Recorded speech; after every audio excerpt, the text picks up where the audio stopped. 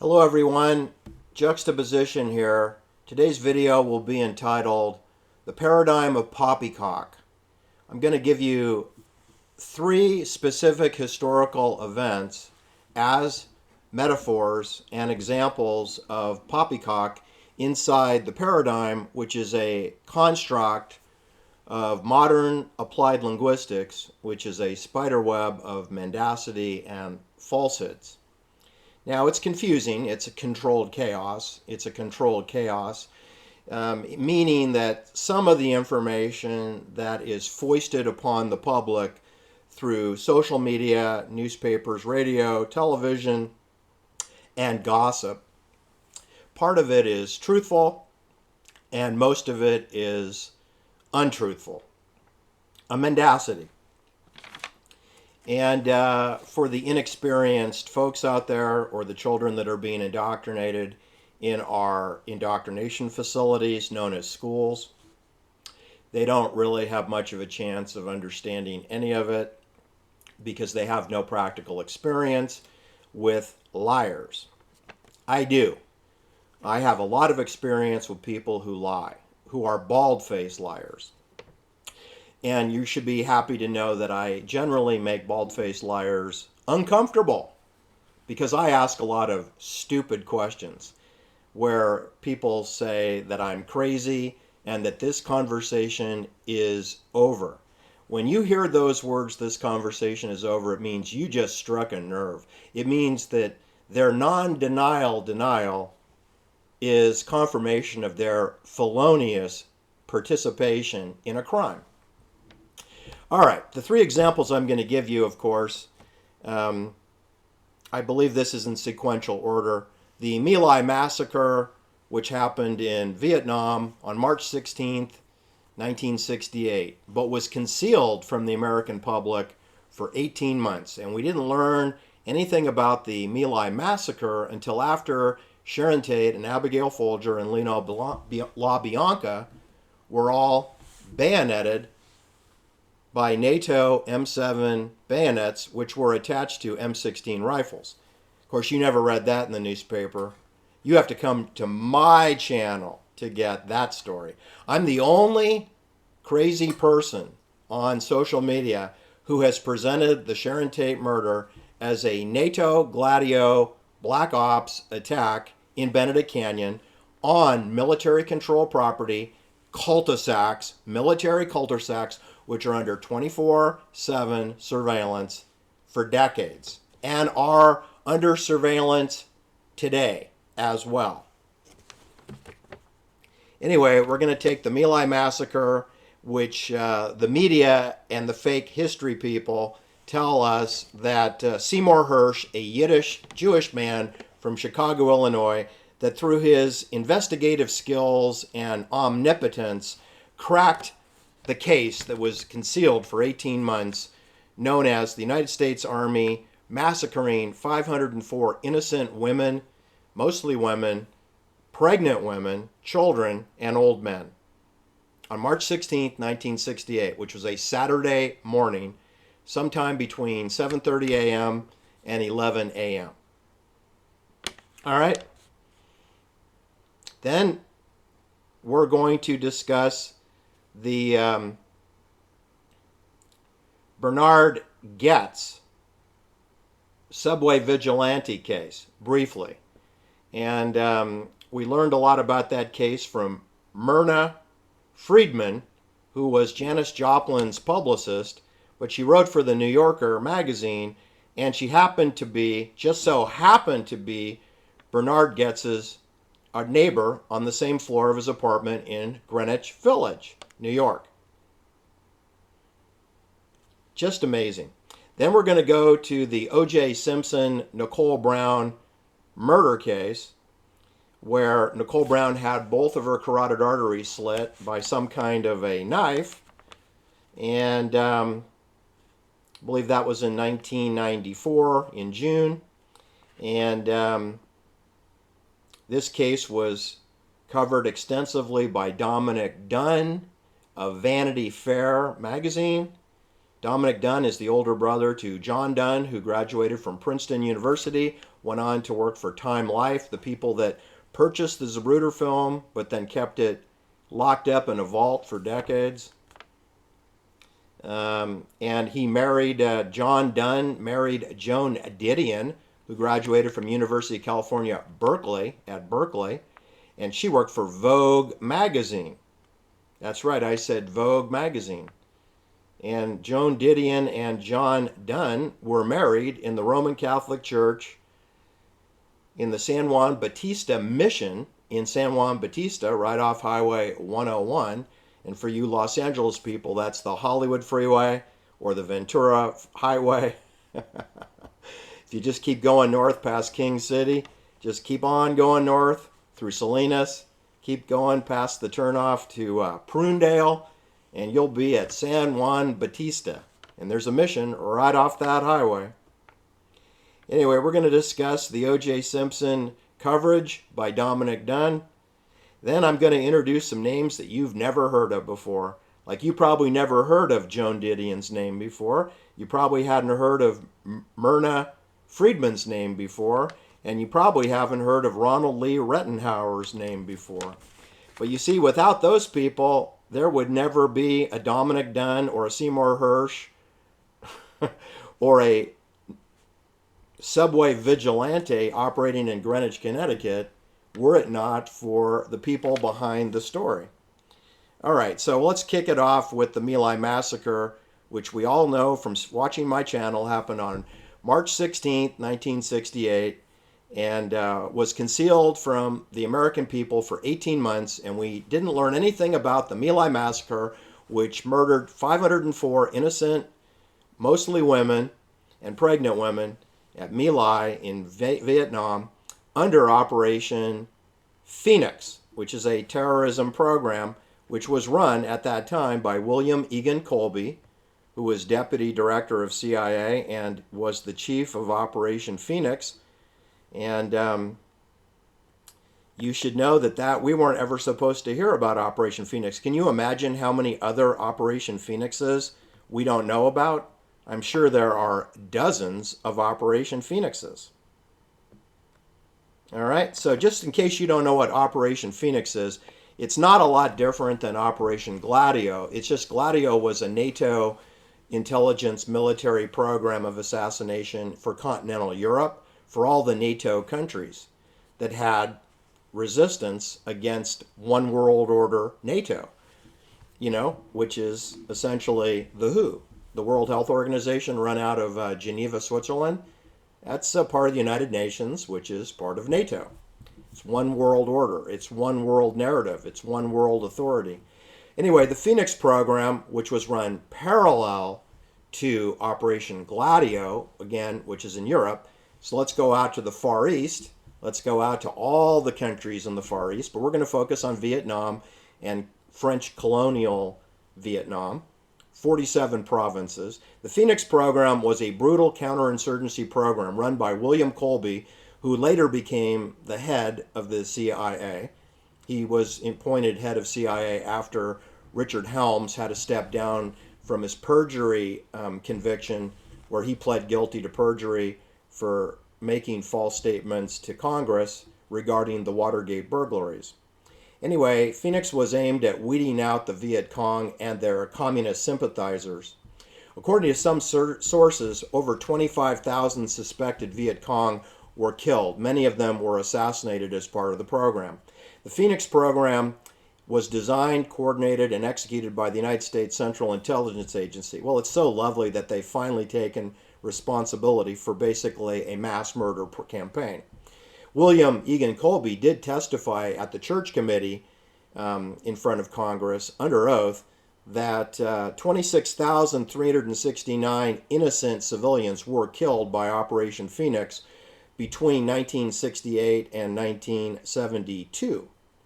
Okay, the locals, I think, claim it's more like 40,000, but, why split hairs, right? The point is, the CIA director, William Colby, when he was CIA director, under oath, he admitted to 26,369 innocent people, whereupon one of the senators suggested that Operation Phoenix sounded like a very Sounded like a very unsuccessful program, to which William Colby quickly countered, "Oh, on the contrary, Operation Phoenix is one of the most successful pacification and control programs the CIA has ever presented."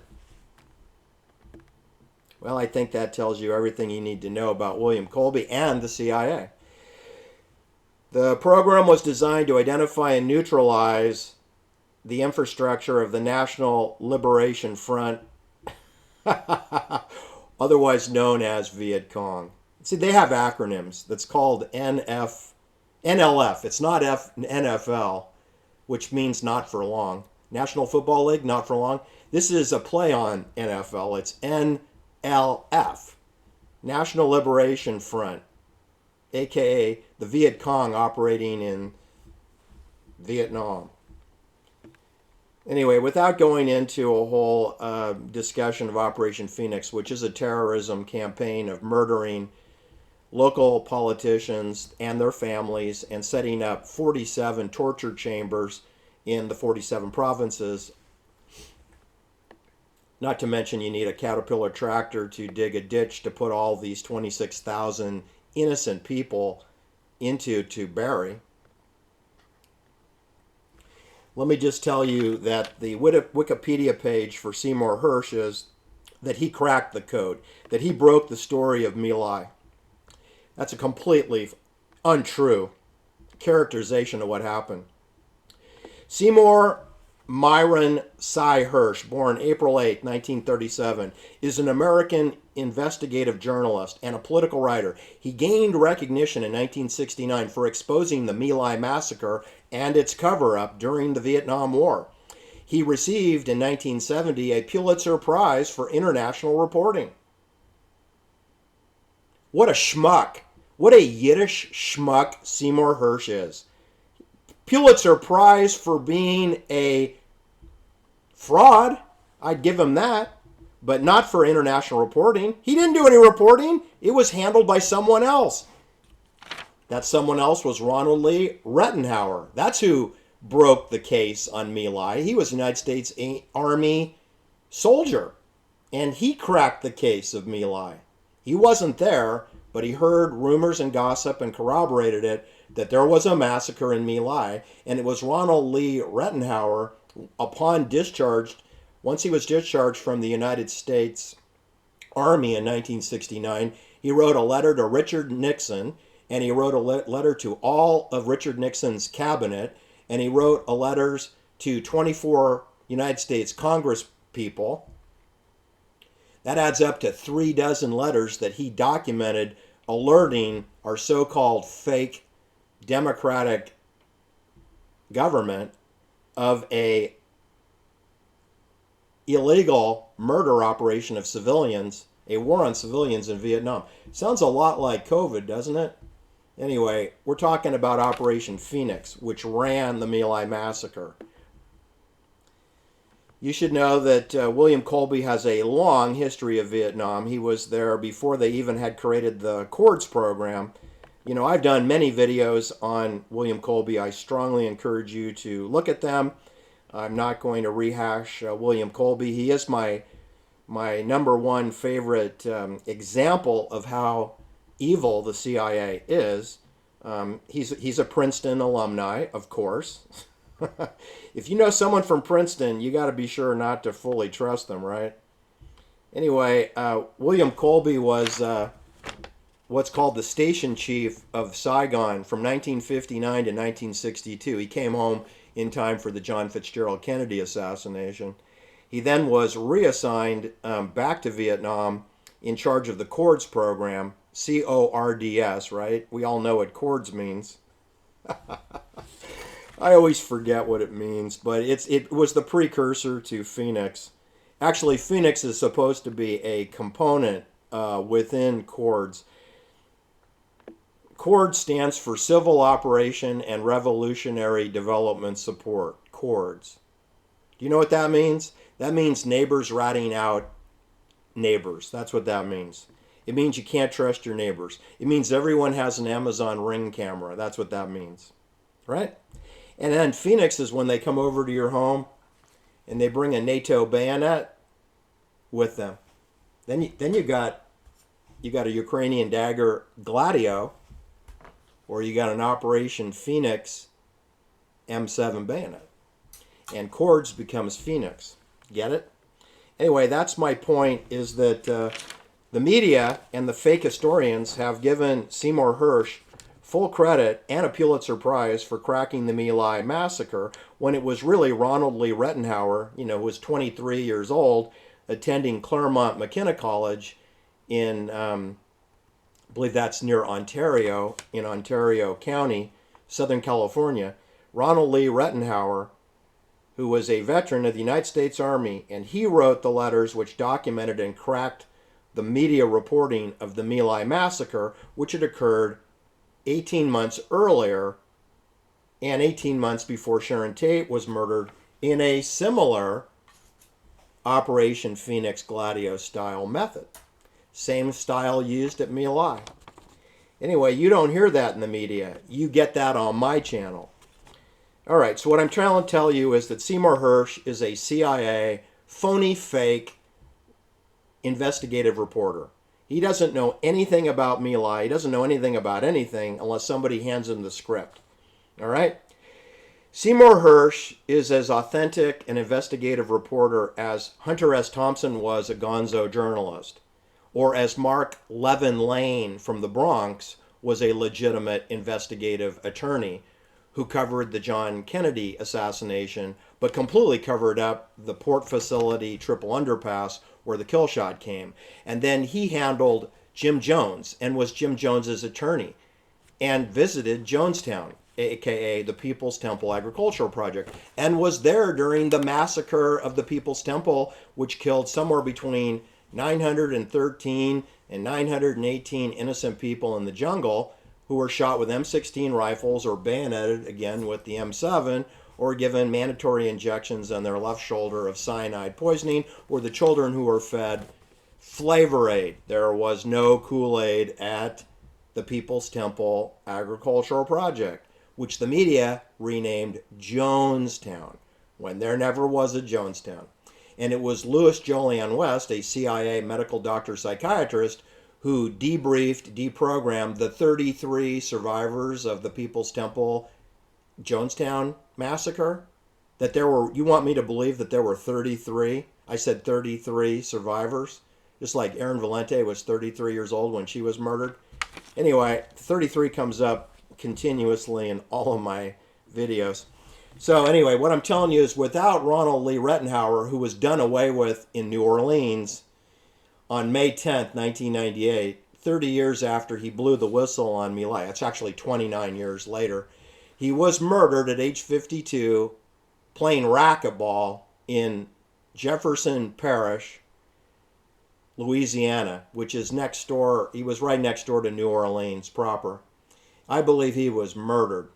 That's the town for Clay Shaw. I believe Clay Shaw was murdered. I believe Guy Bannister was murdered, okay? And I believe that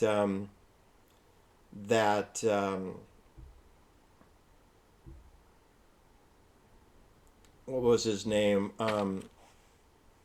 The CIA's main man in the Port Authority of New Orleans was, of course, Carlos Marcello, who was not murdered. It looks like he was not murdered. All right, my next example is going to be the subway vigilante in Greenwich, Connecticut, which was, of course, Bernard Getz. And it just so happens, what do you know, what a coincidence, that his next door neighbor in his apartment building in Greenwich, Connecticut, was Myrna Friedman. And she works for the New Yorker magazine and writes articles for them. And she happens to be the former publicist for Janis Joplin, who was murdered on October 4th, 1970, in the Landmark Hotel, which is next door to the Magic Castle, which is at 7000 Franklin Avenue, which is across the street from the Dolby Theater, where we saw the fake Will Smith bitch slap of Chris Rock. That's where the phony, fake, scripted Academy Awards are held, across the street from where Janis Joplin was murdered when Myrna Friedman was working for her as her publicist in the media. And she wants to tell you what to believe about the Bernard Getz shooting. and she becomes the key prosecution witness against Bernard Getz at his trial, where the jury acquitted him of murder. Well, acquitted him of felony assault with a firearm and convicted Bernie Getz of carrying an unlicensed concealed pistol. That was it. Bernie later went on to run for mayor of New York City, and he did not win that election. All right, so I don't understand why Myrna Friedman is involved with the death of Janis Joplin, and she's involved with the vigilante subway shooter, Bernard Getz, but that's because these are clandestine service scripted events, and the CIA takes control of all media narratives on all CIA-sponsored events, like the My Lai Massacre, like the subway vigilante. Then my last example is the O.J. Simpson case involving the murder of Nicole Brown Simpson, his ex-wife, and Ron Goldman, which happened in Santa Monica near Brentwood off of San Vicente Boulevard on Bundy. Now, Dominic Dunn inserted himself into that story, or was assigned to that story, for Vanity Fair magazine, and he wanted to tell us what to believe about the O.J. Simpson case. Dominic Dunn concealed much of the truth about that case, as did Seymour Hersh conceal much of the truth about My Lai, as Myrna Friedman concealed much of the truth about the Bernie Getz case. That's why they're brought in. It's not for what they tell you. They tell you what you already know, okay? Ronald Lee Rettenhauer told you lots of details about My Lai, but it was never published. He didn't win a Pulitzer Prize. He was shunted aside and murdered at age 52. But these people like Seymour Hersh, Dominic Dunn, and Myrna Friedman, they're celebrated as some kind of important media darlings, and they're not. They're cover-up artists. Dominic Dunn forgot to mention that Nicole Brown's father worked for Army Intelligence, just like Sharon Tate's father worked for Army Intelligence. And both Lou Brown and Paul Tate were in World War II, at age 19 and 20 and 21. That's how old they were. They were both born in 1923 and 1924. Lou Brown is 1 year younger than Paul Tate, who is Sharon Tate's father. And nowhere did Dominic Dunn tell you that Nicole Brown's father worked for Army Intelligence, which is CIA. He didn't tell you that he worked for Stars and Stripes magazine, which put Sharon Tate on its cover for the April 1960 edition, where she's 16 years old, wearing a cowgirl hat, wearing a leotard and cowgirl boots, straddling a surface-to-air missile, NATO, with the United States Army logo insignia on it. Dominic Dunn forgot to mention that. He forgot to tell you that her father worked for Army Intel, and that Nicole Brown was killed by a knife in a brutal way, exactly how Paul Tate's daughter, Sharon Tate, was murdered by the M7 bayonet, stabbed 16 times by this weapon. So Paul Tate and Louis Brown and Nicole Brown and Sharon Tate have a lot in common. And nowhere did Dominic Dunn tell you that. He covered the Lyle and Eric Menendez murder trial, which took almost 6.5 years to get them convicted, and 2 hung juries. Took 3 juries, 2 were hung because they couldn't unanimously agree that the Menendez boys did it, which I'm happy to tell you they didn't do it. They didn't do it. It was a professional hit that shot out the kneecaps of both Kitty Menendez and Jose Menendez. You don't shoot out the kneecaps of people if you're your children, and you don't blow their faces off so they're unrecognizable. Pros do, professional people do. All right? And Dominic Dunn forgot to tell you that Jose Menendez was a CEO of a pornography film producing VHS video production company for Hollywood. He didn't mention that. He just said, oh, he's an important entertainment executive. Yeah, in porn. So Dominic Dunn concealed the fact that Jose Menendez was in the porn business, and he concealed the fact that he was working with Noam C. Bloom, a Jewish gentleman who's the king of porn for San Fernando Valley. Dominic Dunn concealed that. It's a material fact. He concealed the fact that that Carolco Pictures had well over $20 million of financial motivation to see not just Jose Menendez go away, but to die, because he needed to die to get the $15 million of life insurance that they needed. Because if he just quit or was fired, then that $15 million of tax-free money doesn't happen. So he had to be murdered. He had to die. So that's relatively concealed by Dominic Dunn and Vanity Fair. God knows what Myrna Friedman concealed with Bernie Getz, but I'm sure there's oodles of material information that we don't know about. Anyway, that's my point for today, folks, is that you have behind the scenes the CIA and William Egan Colby, who's running the CORDS program, and Operation Phoenix, then goes on to become the director of CIA to clean up the Watergate mess, which was a 100% CIA operation involving only CIA burglars. The only, FBI/CIA hybrid in there was G. Gordon Liddy. He was one of the burglars that was arrested, and he's associated with the White House and Richard Nixon and the FBI. But he's working for the CIA.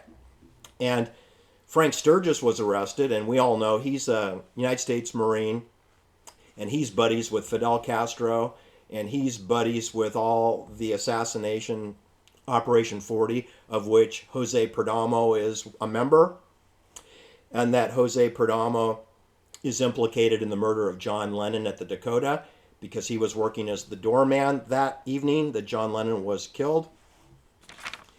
So concealment is a big part of the Matrix.